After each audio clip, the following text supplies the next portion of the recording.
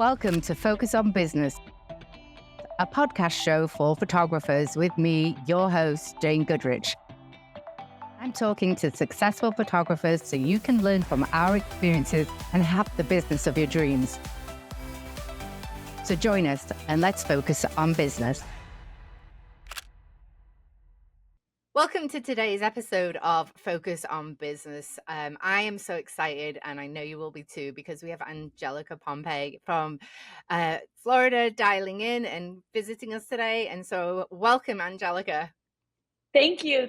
I'm so excited to be here. I love all things photography, so it's going to be a good one. It's going to be a good one, yeah. And she is a fantastic, you should definitely check out her work, Maternity and Boudoir photographer, all about female empowerment.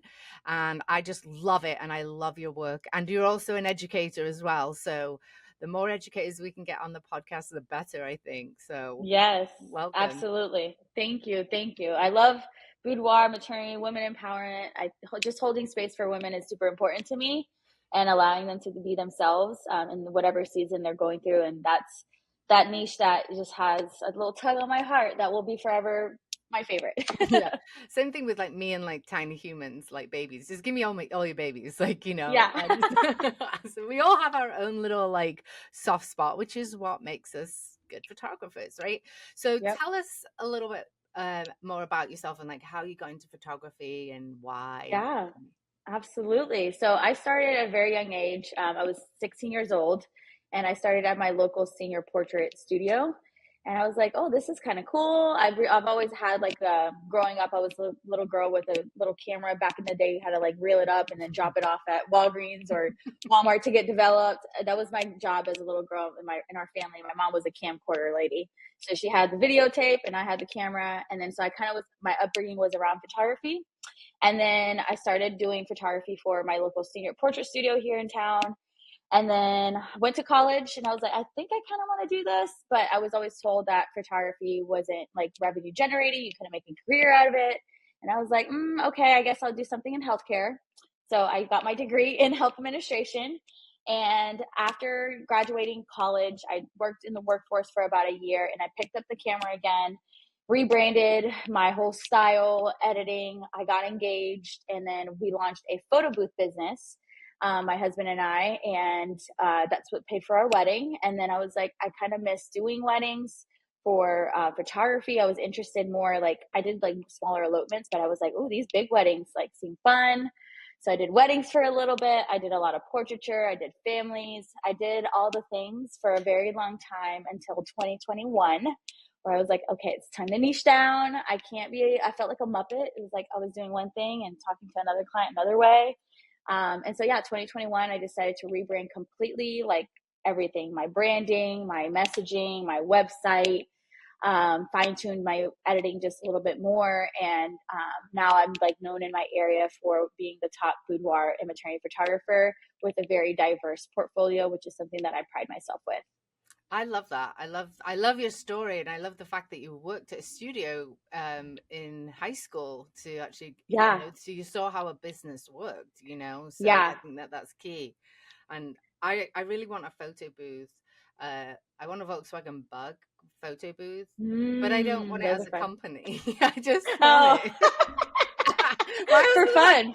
Just for fun. I see one for sale. I'm like, can I get it? And he's like, why are you gonna use it for business? I'm like, no, I just want it. I love Volkswagen Bugs, and I just think that would be perfect. Like, why not? Perfect. Anyway, I love it. But right, so if you were to travel back to your like self, probably going through college, or even when you started your business, if you travel back in time, would you tell yourself to do anything differently as how you started? Yeah. Absolutely. And it's one of the things that I love teaching on is having a system. CRM is like critical. I tell people it's like building a house. Like you have to have the foundation. And once I started getting busy, I was barely keeping my head above water. I was like, did I call this person? What do we talk about? I'm starting to like, in my brain, all the clients are becoming one. I was like, what am I doing today? It was just like a chaotic mess in my brain for like the first at least 3 years. I didn't kickstart into a CRM because honestly, I didn't even understand what it was and like the capability of what it could do. And then when I started figuring it out and doing bits and pieces, I was like, oh, I'm getting my time back. Yeah. This can be like automated. And once I built like a workflow and all of that, I realized how much time I was saving, and I was able to serve more clients. And that is where my business propelled, like exploded. Once I had those systems in place, I was like, I don't know what took so long to figure this out, but I genuinely didn't know. So I'm like, here we are. Let's go. Game on, bitches. I love it. I absolutely love that. And you're actually making me think back on when I first got, now, I started Pixello, but when I first started, it was probably 2 years, but those first 2 years with the paper and the Excel spreadsheet, and I didn't even have I wasn't even accepting credit cards, and people were giving me checks. I was losing them. I was like, did I like, and there's no way of tracking, did they pay? Oh, now everything. I mean, I still, to this day, I'm like, I am not accepting a check. I mean, I do actually accept checks because some people give gifts, and I know, like, for more wedding photographers, don't give me cash because I'll forget to like mark it off. Oh, for sure. And I'll forget to deposit it. And don't give me Venmo. No. Just go through my credit card system. I don't care if it charges me. It's like the 2% that is like game changing, because if everything's in one place, it's easier for my accountant at the end of the day. 1,000%. I'm just like you. Like, don't give me a check. Like, let me just send you the link. Cash is great, but no, just pay it there, because then I know what my numbers are. I haven't gone to the bank. Like, who has time for that anymore? And I don't want to go to the bank. And yes, you can actually deposit it via your phone, but then I don't know. It's just sort of but then I have to go back to the CRM and mark it as paid offline. Just don't give me one more step. Just don't. Yes. Anyway. So I know you're in a lovely town, Jacksonville, Florida. I'm very jealous because if our development team that started Pixello is listening, I wish I was there with you guys.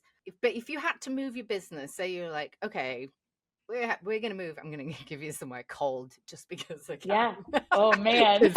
I'm jealous of it. I'm gonna like, you have to move to Vancouver, Canada. Or Vancouver, Washington in the US. Yes. Like, you were going the opposite side of the US. Like, you got 3 months. What would be the first thing that you would do for your business? I would get my SEO on my website started ASAP, so I can start building clientele specifically for what I do. Most clients book 2 to 3 months in advance anyways.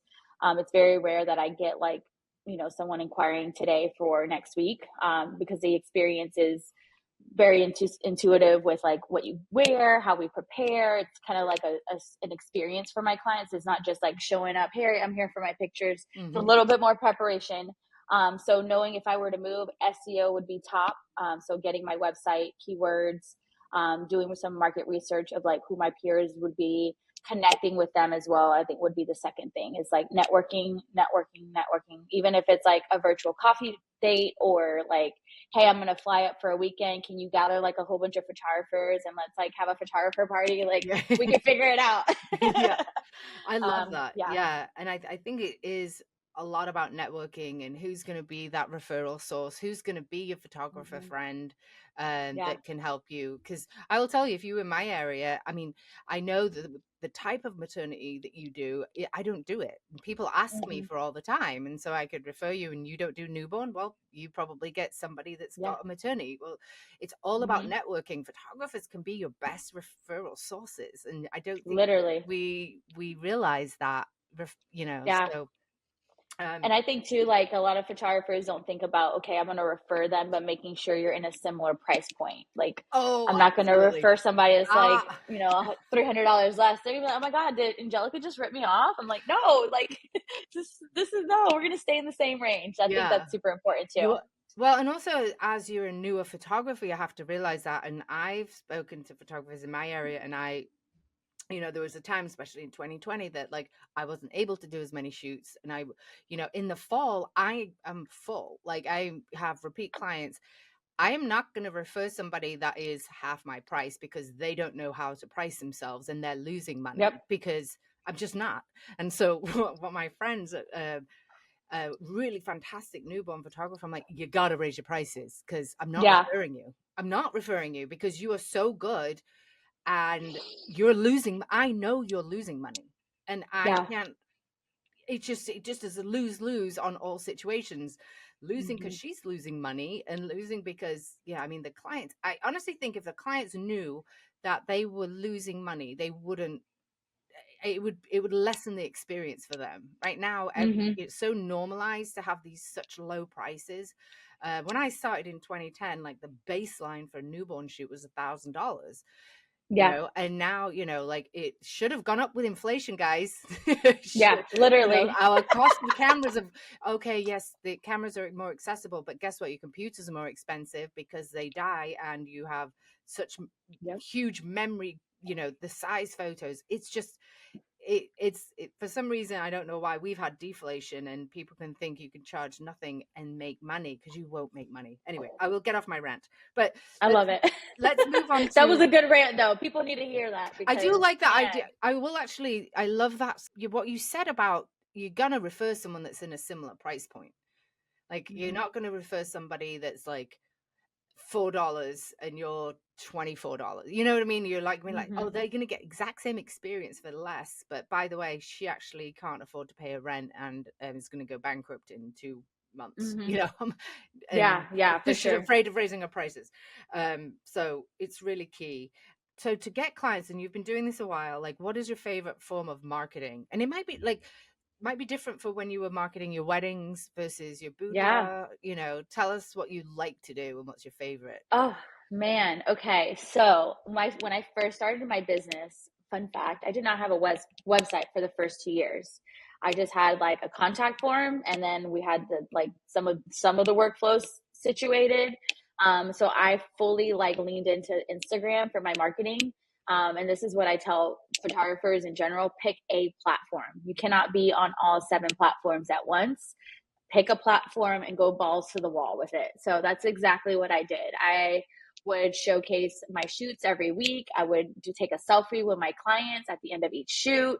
And of course, when you tag them, they're going to share, and they're going to say how fun it was or whatever their experience was. So I built a huge momentum on my Instagram the very first years of my business.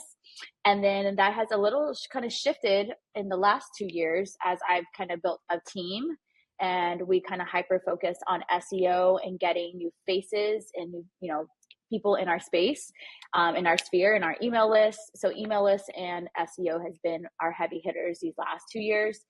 And now Instagram is just more so to kind of keep up with marketing, and we're having more fun with it now that it's not like super, super like strategic. There is strategy behind it, but it's like, okay, we can do like a fun dance, or we can like point and do whatever. My associate photographer and I, we have content days once a month, and we make it fun. Like we show ourselves and our personality, which is the key thing with any photographer. You have a personal brand at the end of the day, and people are hiring you. So that's important to showcase.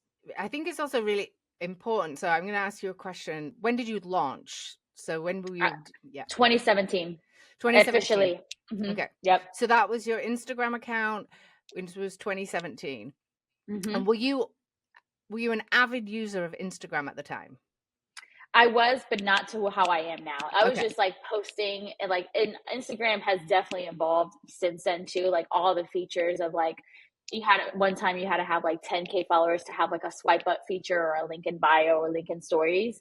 So now it's like shifted a lot where it's kind of like accessible to most people. Almost all the features are for everybody now, which is amazing. I think like kudos to Instagram for realizing that a follower count doesn't matter. Yeah. So that's been amazing. But yeah, just Instagram, I literally try to learn the ins and out of it. And then what I did was I just linked my accounts. So whatever went to Instagram went to Facebook when I was first starting, and I still have it like that. Facebook is there, but I don't do no strategy with Facebook. Well, I think by the time you started, Facebook pages were sort of like gone, because then it became sort of for Facebook, it was more of the groups. And if you had a VIP group, fine.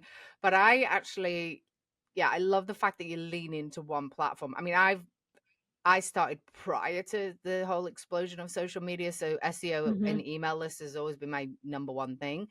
But I also like to ask photographers of like, okay, well, you started on Instagram and you did really well, but you know what? You are a user of Instagram. It's kind of like saying to me, Jane, get on TikTok. I don't use TikTok. Yeah, no way. I will not understand. I don't understand. Like, so you have to understand the nuances and like the slight. So my recommendation is if you are a user of it, go for it. Go for it on Instagram. If you're a solid user and that's your platform and that's your go-to to even communicate with your family and friends, and go for it. If you're not, like, you really even, it's going to be hard. It's going to be hard. And same thing with even like website design, right? If you're not a website designer, hire someone. If you're not an SEO person, hire somebody. And if you're not a blog writer, which I have like the best blog writer ever, hire someone, because that time it takes you to learn how to write. And no, ChatGPT cannot really write you to ranking Google anyway, yet probably, but it's so much worth it to be able to get the investment in somebody that can write for you. Because I would rather be photographing. I'm sorry, I don't want to be writing. And by the way, by the time I learn something's going to change. So, absolutely. A task that I did in my business when I first started to feel overwhelmed, and I think this is something like, once you're, busy and you start getting in your rhythm and it's like, I'm treading on water, like, how do I keep up? Make a list of all the tasks that you do for one whole week. And of that list, add a column, who needs to do this list? From this list, what are things that I do only that are money generating? Right. And then you'll realize, like, you don't need to be answering the inbox. You don't need to be ordering the albums. Like, those are things that are not money generating, and that can be a virtual assistant or, OBM or whatever that is for you. You feel like you have to do it, right? You feel like, it's funny because now when I first started outsourcing my editing, people were like, oh, you're outsourcing your editing? And now everyone's using AI. And I was like, well, not everybody, but I'm like, I didn't love it. I wasn't loving it. And I was taking too long. I was, and I don't mind having an editor that I don't even have to do the hero edits, like I'm like, she's worked with me for 7 years. She knows exactly what my edits are like, and then the other one that I worked with before was like 5 years.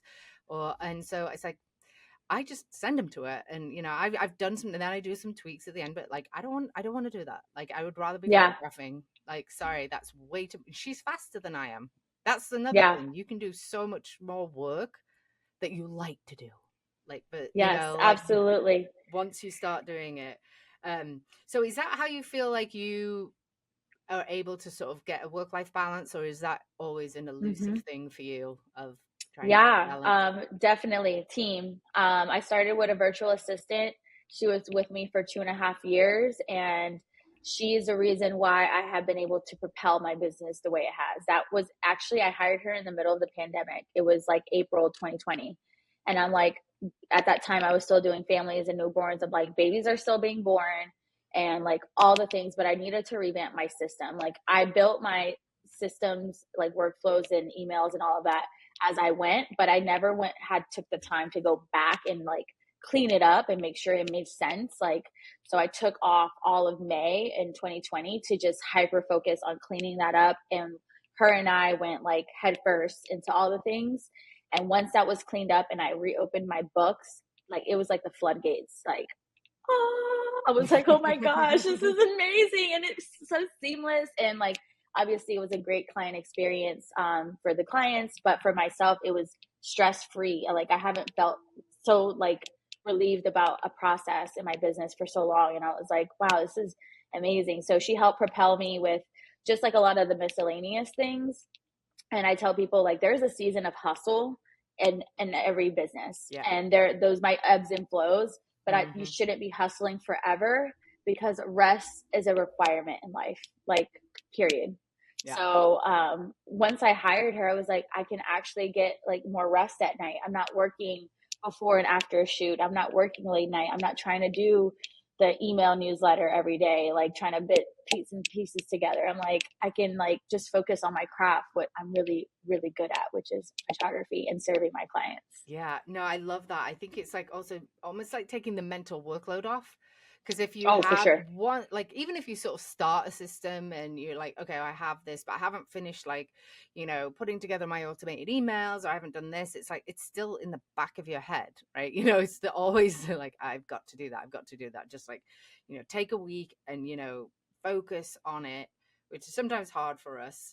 I think with your business, do you find that you have any seasonality to it, or is that why you became more of the boudoir female empowerment, is because of the seasonality of weddings and families? Yeah, that's a great question. So people are doing these year round.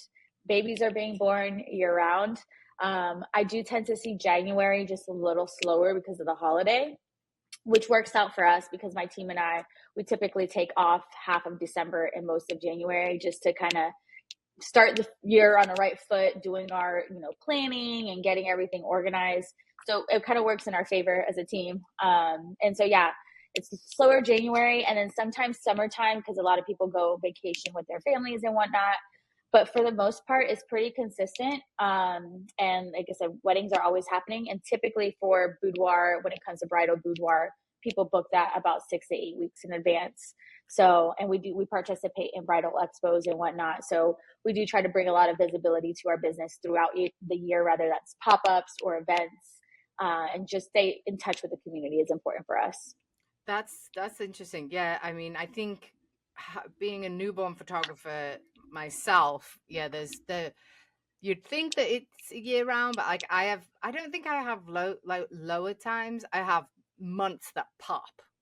September, like yeah, that's around New Year, and then it's also for me it's May because in my area a lot of people are in finance and they go away on vacation the last 2 weeks of August, and I'm like, all right, May and September. There we go. So, that makes sense. But I think September is one of the busiest like across the US. But May I think is like a little bit more focused toward like the busy for newborns. It's fascinating to me, like hearing the different seasonalities of it. But yeah, and our weather too, I think has a big, I will say that like our weather is pretty good year round. So like shooting indoor and outdoor, I do some outdoor stuff as well. So even though I have a studio space, like outdoor in February, it feels good when the sun is out. It's not like I'm shivering in my boots, There's no snow here, praise God. It was funny. I was actually talking to a photographer. She was in Florida, and she was like, "It's getting really, it's 55. It's freezing or something." I was like, "Huh? I don't understand." But that it's like minus 100 here, and so I hate the cold weather. I don't like photographing outside. My hands get too like another tip of new photographers, you can actually get arthritis in your hands from holding cameras. So I have early onset arthritis, so it really impacts me in cold weather. So I need to move. I need to move somewhere really just warm. come to Florida. There's so many options here. Yeah, you do the maternity, I'll do the newborns. That'd be amazing. Yeah, I will send them all your way gladly. I don't want anything to do with those little things. They're beautiful, but you nearly call them little. That's little creatures. I think you just call them little creatures. That's hysterical. See, we would work really well together because I am like, you don't like, some people are like, no, I don't want a newborn shoot, and I'm like, well, what? No, I can't photograph you. I'm not doing maternity without the newborn. I actually don't have a package. Like I just don't. I'm like, I am not photographing your belly without seeing the newborn. I'm sorry. Yeah, the baby. I love that for you. That's awesome. That's a great boundary right there. It's a boundary. It's a boundary. Yeah. Well, what actually for me is a boundary, I realized that I am not that photographer that for them. They are wanting a you. They are wanting a romantic. They are wanting a real experience of their beauty. Whereas I'm not really like, I will document it, and I love it actually when they have a toddler and they can get involved. But it's just not me. Like, so you just have to know what you like, Speaking of boundaries or red flags, do you find that you over the years of doing this that you have a couple of like red flags? Where you're like, ooh, this one's not going to be the right one for me?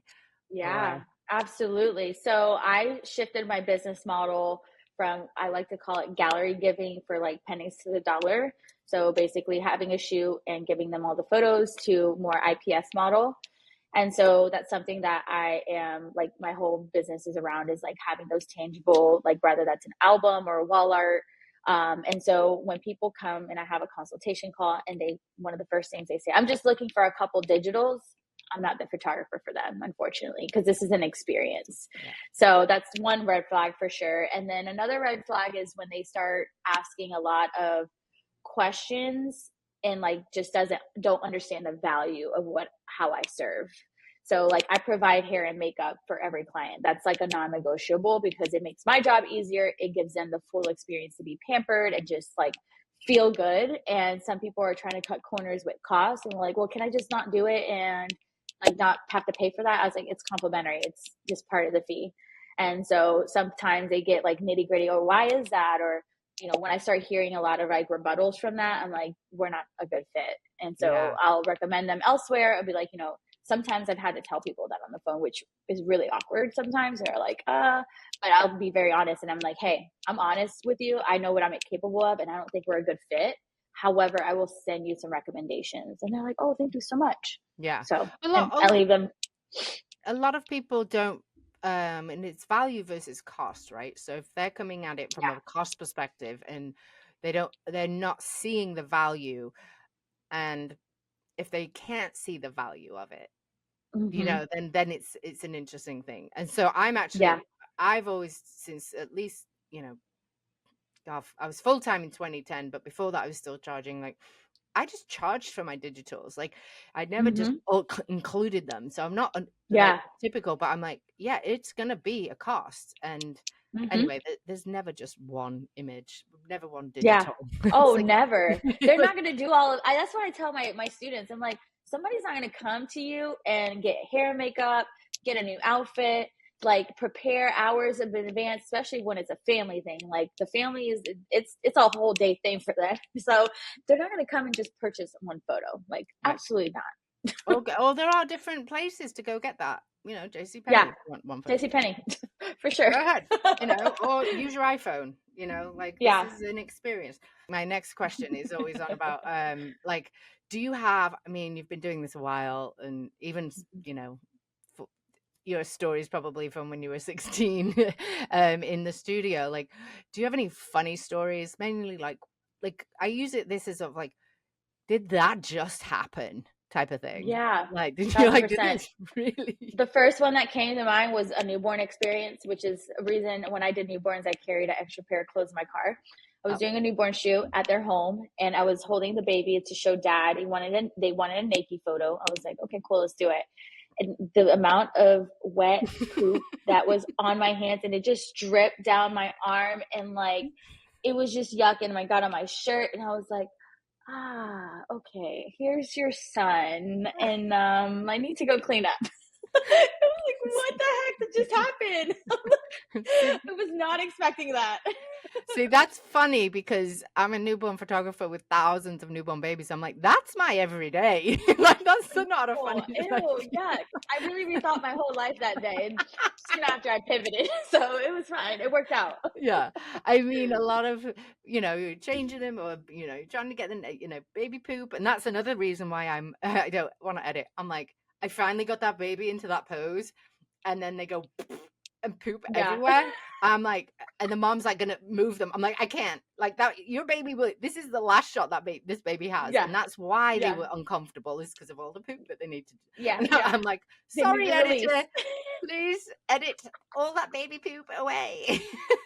And you know, but yes, I did, you know, but very early on, I mean, I have layers, and I have like backup clothes, I have backup pants, because those babies will poop all over you or pee all over you.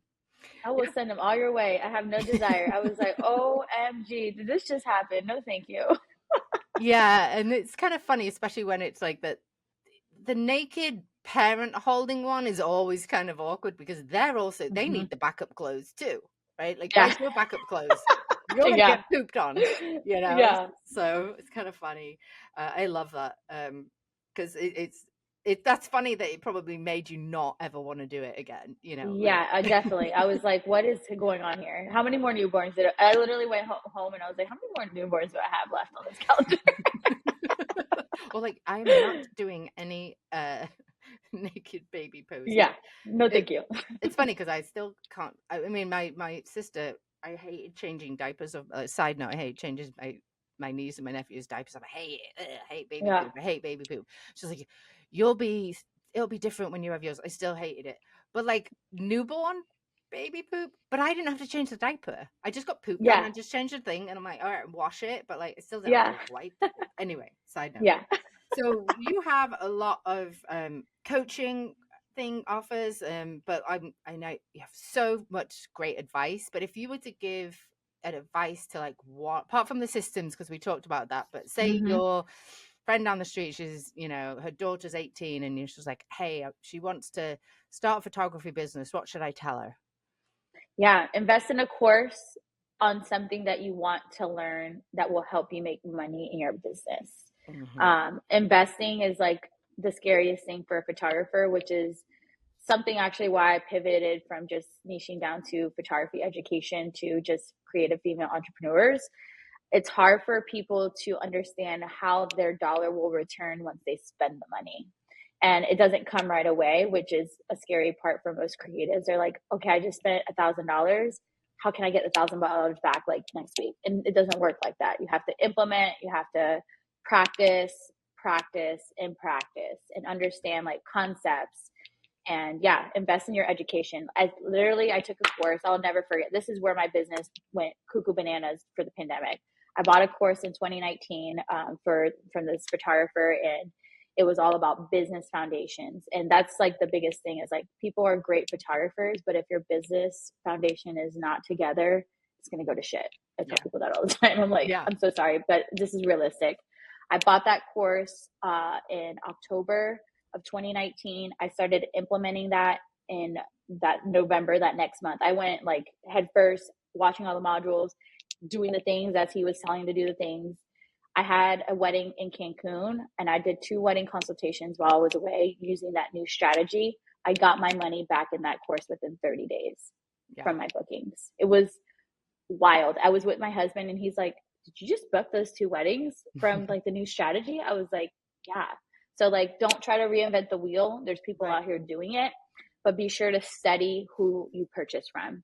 Check for receipts. Make sure that is like something of value. I tell people stock the shit out of them. Stock them. Like, but also like I will say people, and also if you are going to invest, do what they tell you. Right? I see a lot of people saying, oh, I took that course and it didn't do anything. I'm like, but did it end up in a course graveyard? You know, because we all have those course graveyards, including me. But I followed it to the 9s for sure. And like, then I added my own twist to it, like how I worded stuff and whatnot.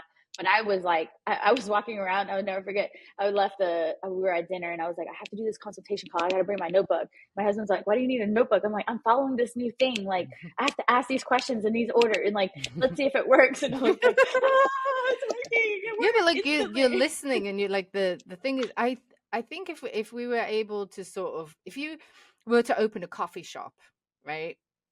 Great. You're going to need to invest in the decor of the coffee shop. You're going to need to invest in getting that bit, you know, yes, people will walk by that coffee shop, but they're also not necessarily, you're going to advertise, you're going to do all this. You have to think of it like a business, right? So if you were to go to a bank and give a business plan for your business, for your photography business or your creative business, you would say, oh, I'm going to spend X, Y, and Z on my camera, my thing, my equipment, I need, you know, all of these softwares. I need QuickBooks. I need an accountant. I need contracts. And then you would sort of look at it a little bit differently versus, oh, that's why I don't charge, you know, because I don't really have a business. So I agree with that. This has been absolutely amazing. So we will put it in the show notes, but wrap up, tell us what you've got going on and like where people can find you. And like, this has been so amazing. And I'm going to just stalk your Instagram all day. Like, yes, I love it. Well, my photography Instagram is Pompy Portraits. And if you're interested in education, I help female entrepreneurs build a business confidently through marketing strategies to secure this money. So if that is you, I have a membership. And for you being a listener here on this podcast, you will get 1 month free.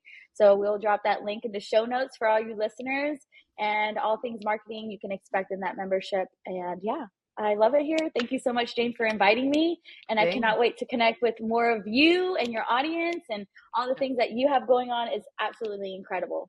Thank you. Thank you so much for being here. I really appreciate it. Yes, absolutely. Thank you.